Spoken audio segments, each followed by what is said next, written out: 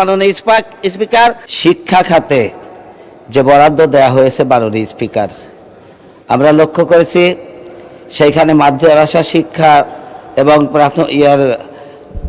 কারিগরি শিক্ষা ক্ষেত্রে মাত্র 18,000 কোটি টাকা বরাদ্দ দেওয়া হয়েছে। আমি মনে করি এদেশের মানুষকে নৈতিকভাবে শিক্ষিত করে না তুলতে পারলে সে দেশে চাঁদাবাজি, সন্ত্রাসী, দুর্নীতি বন্ধ করা সম্ভব নয়। কিন্তু যেখানে মানুষ নৈতিক শিক্ষায় শিক্ষিত হবে সেই ক্ষেত্রে সবচাইতে নিম্নমানের বরাদ্দ দেওয়া হয়েছে মাননীয় স্পিকার।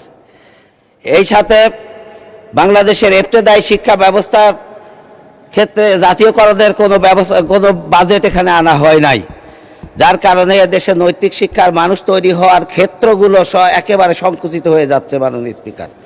আমি মনে করি যে এই জন্য এই বাংলাদেশের শিক্ষা ক্ষেত্রকে আরও উন্নততর করার জন্য, আরও ভালো শিক্ষা ব্যবস্থা চালু করার জন্য এবং নৈতিক শিক্ষা চালুর জন্য মাদ্রাসা শিক্ষা ব্যবস্থাকে আরও শক্তিশালী করার জন্য এই বাজেটকে জনমত যাচাইয়ের জন্য পেশ করা হোক বলে আমি দাবি করছি। মাননীয় স্পিকার, আপনাকে ধন্যবাদ মাননীয় স্পিকার।